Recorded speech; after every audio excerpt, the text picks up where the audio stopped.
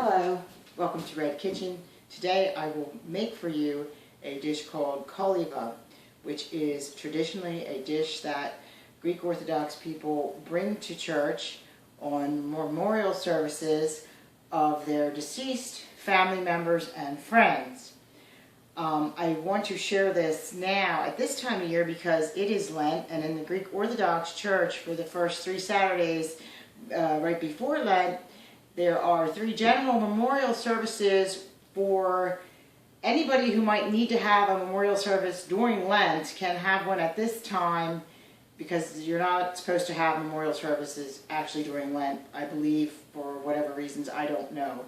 But now, during these 3 Saturdays, this is the last Saturday coming up, that you can have a memorial service with anybody, all people. So parish members will bring this dish of Koliva, and they have their deceased people on a list. They give it back to the priest when they come to church that day with their Koliva, and he will then do a service where he will read off the names of all the people that are on the lists, sometimes in the service, and then sometimes as well after the service during the whole memorial service.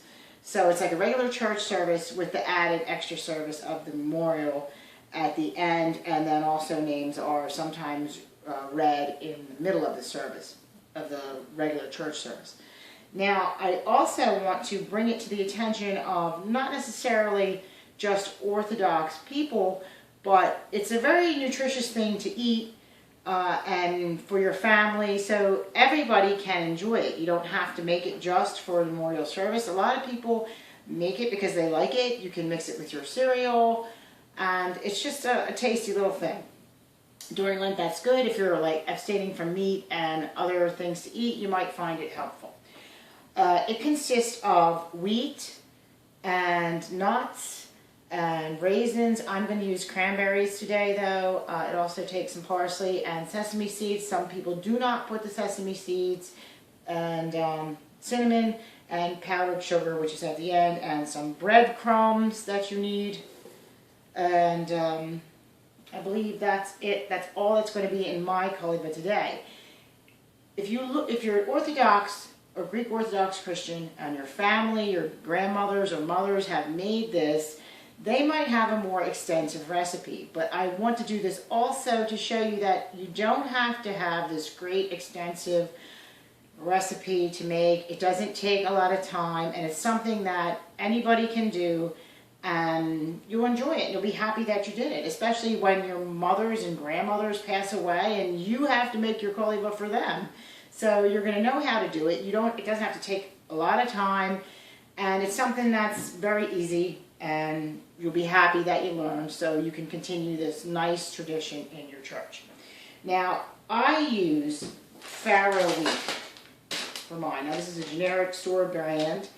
Farro wheat, I'm not sure of the real difference between it, but the older versions of Koliva recipe with wheat that needed to be soaked overnight and then boiled for so many hours, that's the kind of wheat, and that's, grandmothers and yayas and mothers use that recipe, and, well, that's what they had to use. But we don't have to use that anymore because there's so many different accessible grains.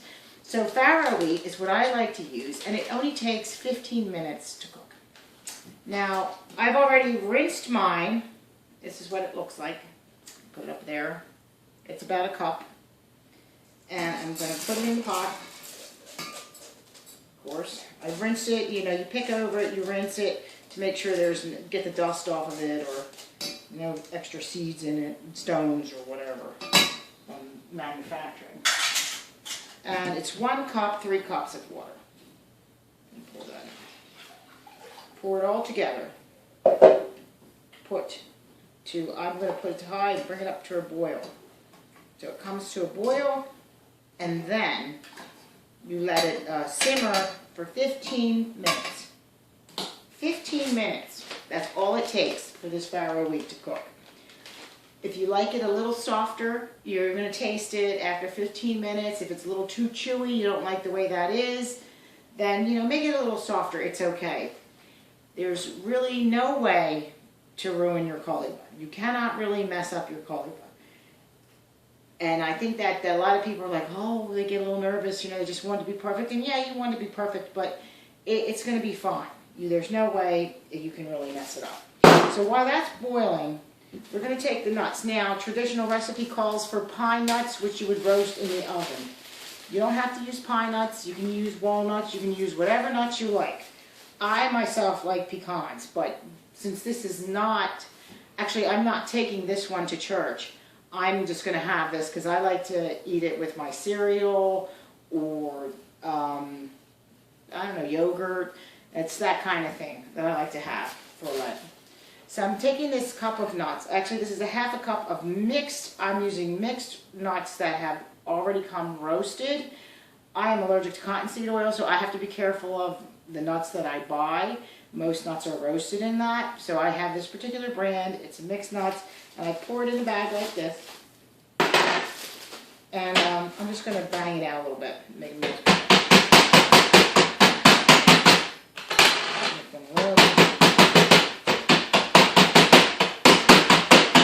Now, it's going to be too much nuts after I pound it, but that's okay. I don't have to use all of it.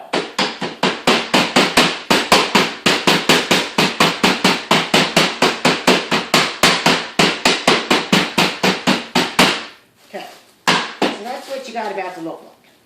Okay, they're kind of broken up, and that's fine. If you want them a little finer, hammer them down a little more. Try to just make sure there's no ones that are completely dry.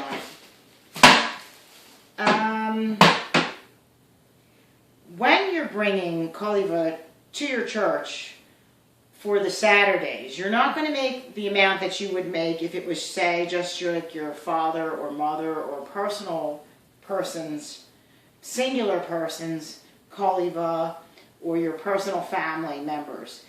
During this time, because a lot of people are bringing their koliva with their list of names, so depending on the size of your parish, our parish is kind of small, so everybody kind of brings a small dish of koliva, and then they take some out of each after it's been all blessed with the service, and they mix all that up and they distribute that to all the parishioners to take with them home.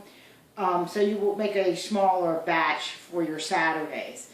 I cooked a whole cup of wheat. When it's done, we're going to see how much it is, and it's going to be too much for what I would take to church after I mix all this stuff into it, but I like to have that farro wheat cooked because I mix it with like spinach and rice and other things just during this holiday, during the Lenten season.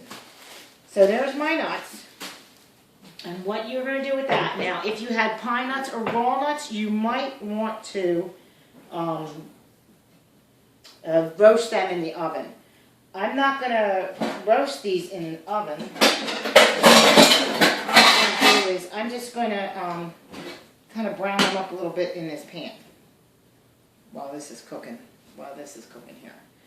And at the same time, I'm going to put in my sesame seed. Now, usually if I have a little sesame oil, I will drop that into the pan, but I don't have that right now. So what I'm going to do is put a little low, and I'm just going to take out that. I'm not going to use all of that I have in here.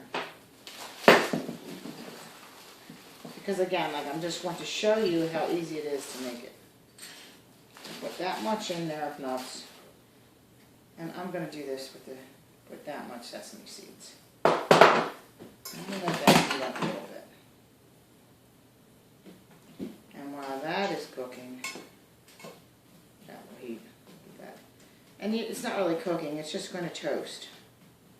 Just toasting down. So, and when you toast it, it releases a little bit more flavors of the nuts. The other thing about the koliva is, traditionally, you would need white candied almonds. And that's almonds that are covered with the white confectioner's sugar.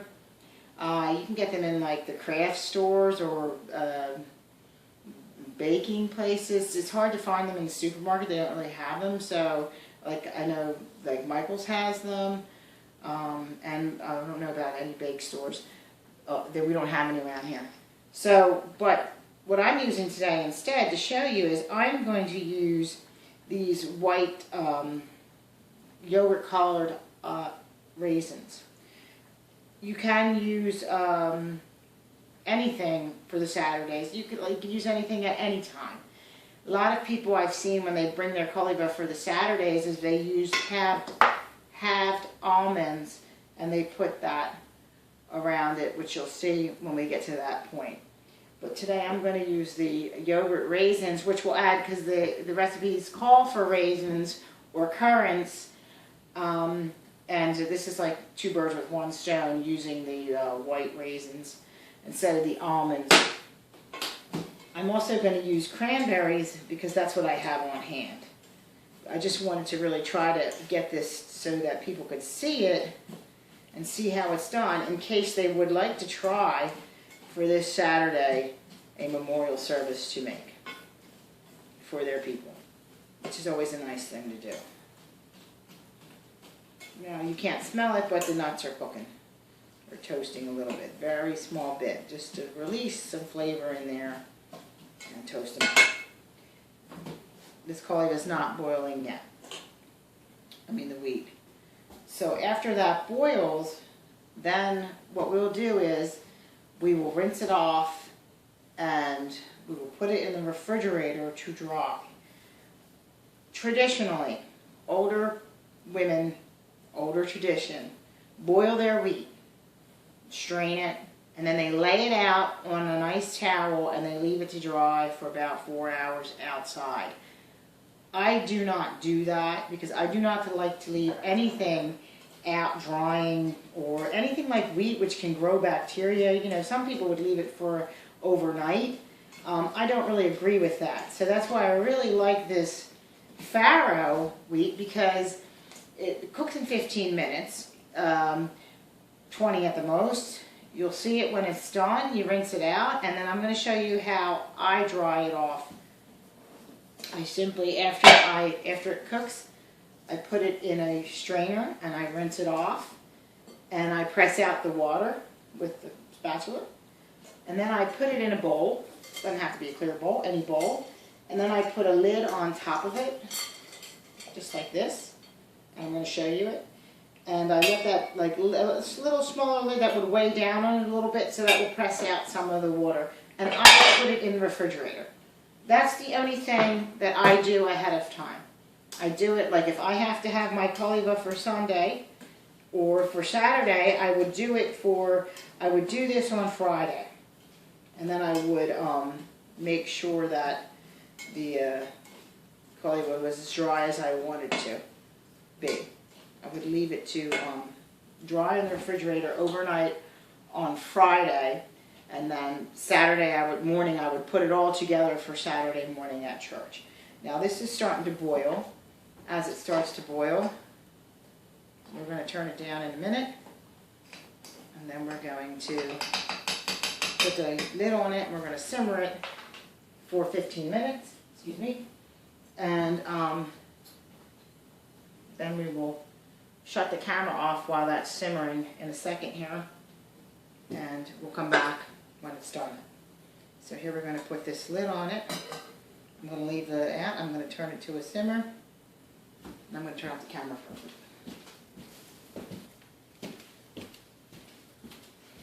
Hello, back again. And now the koliva has boiled and it's done, and I turned it off. Now I'm going to show you. This is what it looks like now. Can't get the camera closer. I don't know how you can see it. Alright, but what I really want to show you is now it squishes. Very easily squishes. And I'm actually pressing it right through. Okay. That's the texture that I'm going to leave this one at. Because, again, I am not taking this one to church. I'm showing you how to make it. And then I'm also going to use it for other things. The wheat itself, the farro wheat. I'm going to rinse it off real quick. I'm going to turn my back, rinse it off in this sink, and rinse it with cold water to get all the stickiness off of it, which will help it dry.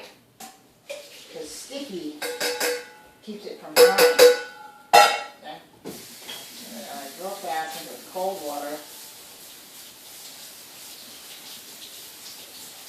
Cold water. Yep. Just like that.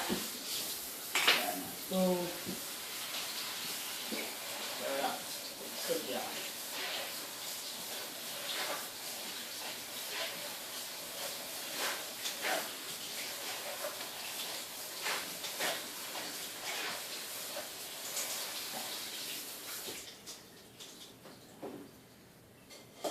Okay. Now, been rinsed off, and see how much it made from the 1 cup, the small cup. Look how much we have now. Again, to show you here to make it, I'm not going to put all that in there, but this might be about the amount that you would use if you were making your own memorial service, say for your deceased relative, on one Sunday during the year on their birthday or the date of their death. You would make it like this. For yourself, you would have a single memorial service, and then you could, this is come out to be about, looks like two cups. What do you think? Mm-hmm. 2 cups of wheat now, and then you would add actually a cup of nuts and more raisins and more stuff in general. So you would have this big bowl full, but you're going to see that we won't have that. So now at this point, I stir it up. I've rinsed it out with the cold water, and I've pressed it. I didn't press it out with a spoon yet, but you'll see the water's coming out of it. I'm going to drain that off again. Now I push it together in the thing, and then I put a lid on it that will press out the, going to press it out a little bit. And I want to get some more water out of it, what I'll do is I'll press it out while it's here in the basket. And then I'm going to put that in the refrigerator. I would leave it overnight if I was making it for Saturday or Sunday. Now, at this point, here with this one today, what I'm going to do is I'm actually going to assemble the whole thing for you, because if you had to make it, like you decided that you wanted to make it early on a Saturday morning, you can do it. You just have to leave that wheat have a little bit of time to cool off. So I'm going to take my nuts, put them in the bowl, like that. And I'm going to take my cranberries. I'm not going to put all these cranberries in this little batch. I'm just going to put like half. Now, what I think is kind of cool about using your dried fruit, and if your wheat has a little water in it, it's a little moist, you mix it all up together, the nuts, the raisins, and the wheat, put it in there overnight, it kind of reconstitutes a little bit, and then the raisins can get a little moist, and whatever dried fruit you had put in gets a little moist, and the nuts, and it makes a nice melding of flavors, so to speak. And we're going to put the parsley in. We're just going to mix it up. And we're going to leave that like that with the nuts and the cranberries. I'm actually only going to let that particular batch of Koliva dry for an hour. Can you turn that off for me? Mm-hmm. And I have a cameraman now. Mm-hmm. So then I'm going to let that dry for an hour. Then I'm going to add my cinnamon into it and put it in here when we get back. Okay, we are back. Just watching the camera fall. And we have our nuts and cranberries in the bowl with the parsley. I'm going to get the Koliva and the wheat out of the refrigerator. It is the same day. It is about an hour and a half later, almost 2 hours, that we've had that in the refrigerator, the wheat in the refrigerator. So, some water's come out. It's a little drier. It's still a little too wet for taking to church from compiling. So you see it's dripping out the thing there, the water. But I'm going to put it together so you'll see how it goes, because I'm only making a little, like I said. Alright, so I'm going to put about 1, 2, I'm going to put 3. So putting 3 scoops of my wheat into my nuts mix. It looks about like that. Hope you can see. Okay. Now I have a whole tablespoon of cinnamon here, but I'm not going to use all that. I'm only going to sprinkle maybe even a quarter of that, because it's hardly enough. It smells so nice. Now, actually, you know, once you throw the cinnamon, it kind of starts to, everything starts to absorb the water too. So if you had to, you could definitely take this like church. Here, so we're done putting it together. There you go. All right, so I hope you can see that okay. Can you see that? I'll never know if you can see it. Well, if you, I'll look, I'll see. Okay, so to recap, we've cooked farro wheat for the koliva. We've added in some cranberries and some cinnamon and some parsley and some chopped nuts. Easy koliva here. Not sure what bowl. I think it should fit right in here. I'm going to put it in this little bowl. Now, when you're taking it, this would be enough if you have a big parish and everybody's bringing some on the Saturday of Souls. This would be enough for you to make and take, because it all gets mixed together. Well, at least that's how we do it in our parish. I'm not sure about other ones, but I'm assuming it's the same. So I'm taking a baggie, and I'm going to press it down. And press it down to a little mound.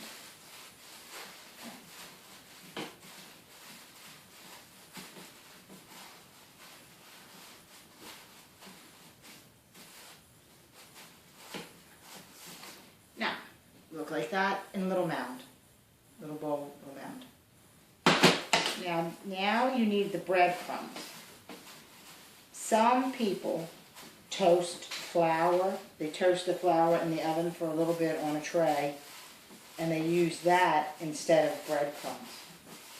I'm going to use these breadcrumbs I have here that actually my husband recommended that I use, because we didn't have any regular breadcrumbs, and it was his idea. I had this bread that I was making to try out making Orthodox Koliva bread, and he said, you know, just use that bread. And we toasted it up. See, when you think they're not paying attention, they do. It was a good idea from my husband. So I toasted up this little bread, and that's what it's going to look like. And you press it down. You put it on top of your wheat and nuts and stuff. On top, press it down again. Press it down.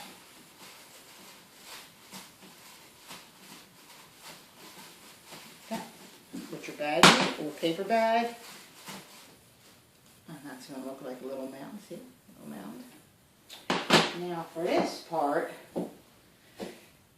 alright, I'm going to, because this can get a little messy, so I'm going to put the white sugar on top now.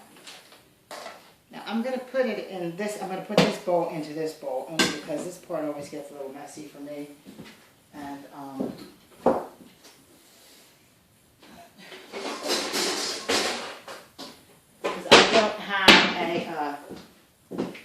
I don't have a powdered sugar thing, so I just use a strainer, and I put it in there like that. Put the powdered sugar in the strainer, and then I hit it like this. Okay. Actually, that's plenty.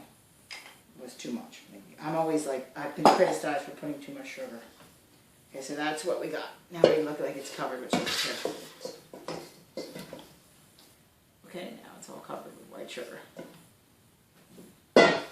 Take a little baggie, push it down with your baggie or your hand. Baggie's better, or wax paper.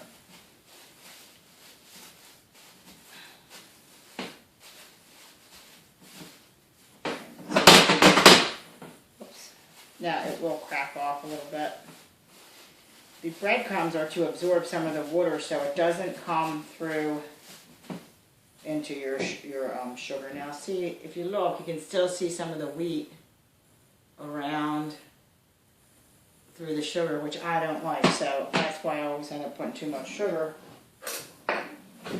because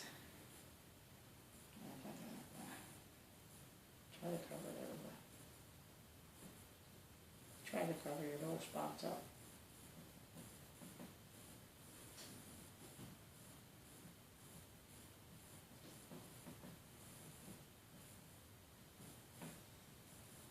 And it's not so hard to do. You can cover them. Now, you could use whatever bowl you like to use. I'm just using this little one. If you have a nice little fancy dish, you could use that. That would be nice. Because everybody has their own little fancy dishes they bring for the Saturdays. When you're making it for your own, for your single memorial service, you would put it on a platter. And if you look up images of Koliva, you'll see that. So now, this is what I'm going to do. I'm just going to leave it at that because I'm not going to add any more sugar to it. Because the way it is sitting in the bowl, it's keeping it from completely covering it. So a longer bowl, a little flatter lump mound would get more coverage. So that's like that. Now you would take your almonds, but instead I said I'm using these vanilla yogurt raisins. And put them around the edge of the bowl here.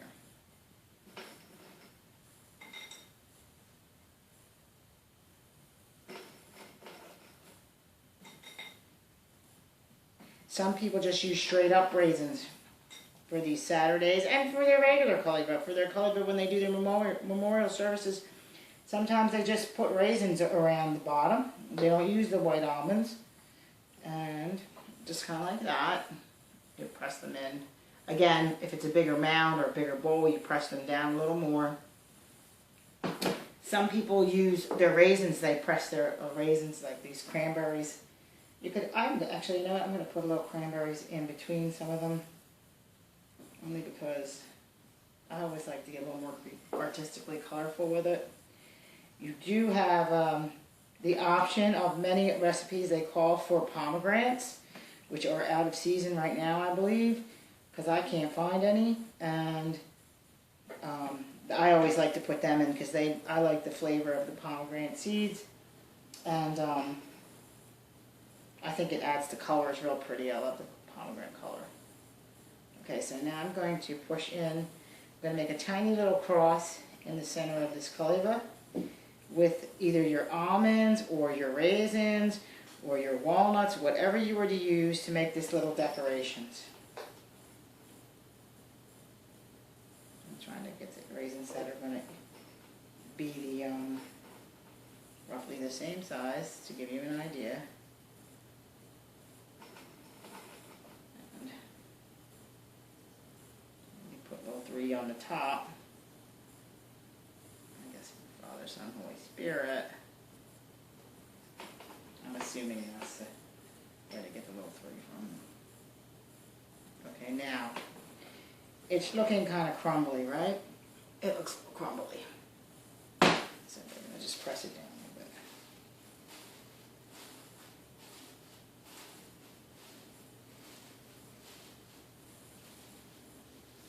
bit. And you can add a little more sugar if you want to it. Now, it's not the best looking little Koliva, but when you make yours, you're going to let it dry overnight in the refrigerator and occasionally go in and stir the wheat and you know, press it out a little bit. If you want to lay it out on a towel and you have a clean towel and you want to leave it out for like an hour or whatever, you're going to be cooking something else, then, you know, go ahead and do it if that's what you like.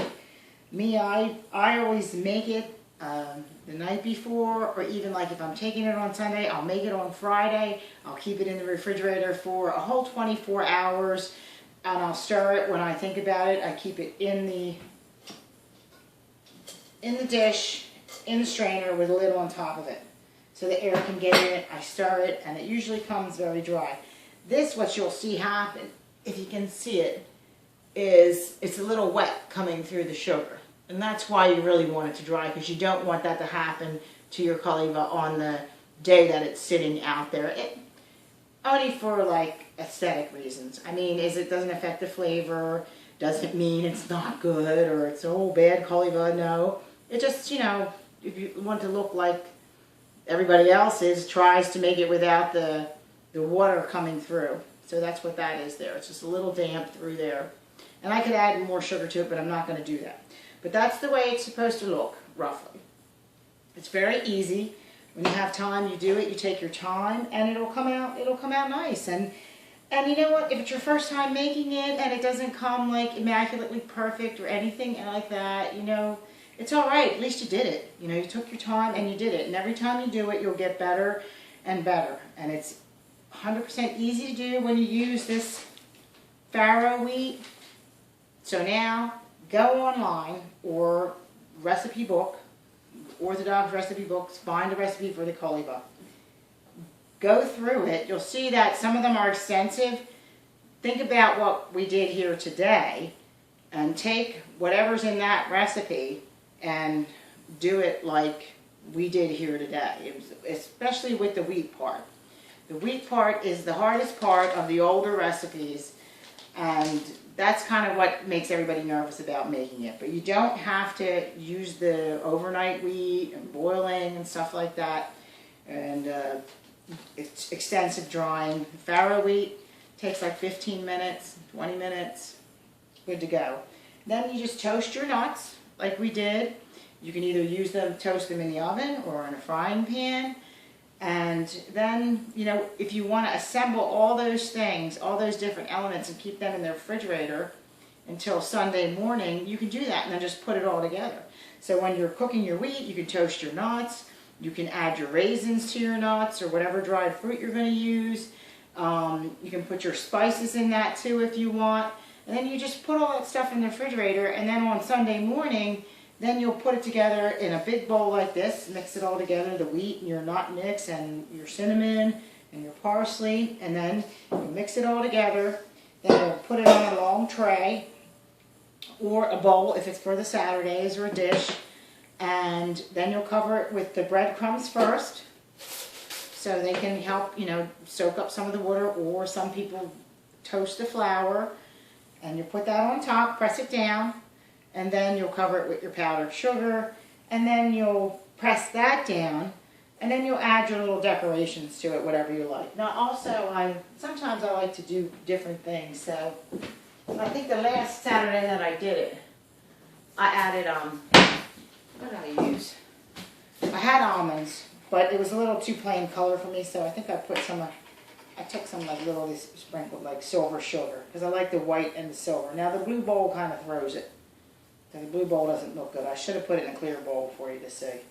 But then I put a little, you know, silver around it. I don't particularly like the red on top of like the cranberries. I would like just the white almonds. And sometimes for like my uncle and for my father, I will get, they sell pomegranate atrials that are covered in chocolate. And those are like, I like to put them around in with the almonds and stuff around the edges. And it's a little chocolate flavor too. It's something different. Like I said, there are really, you know, it's okay. You do whatever you like. And when you're making it now for yourself, for your own personal memorial, for somebody in your family, depending on the size of your parish, I don't know how much you'll need. Like we were talking about, this is good for a Saturday about, because other people are bringing it. If you're making if you have a lot of people, then the initial amount of wheat should be okay. But you know, you talk to somebody who's made it before for a big congregation, and you got to keep in mind too, some people don't eat it. Some people just don't like it, so they don't eat it. But anyway, so that's your Koliva, easy Koliva. I hope it was helpful, and I wish you a great Lent. And if you want to make yours for this Saturday, I hope it comes out wonderful. Thank you. one last note. Okay, so now what I should have done is I dumped the Koliva from the blue bowl into the big bowl, and I mixed it, which I'm going to show you.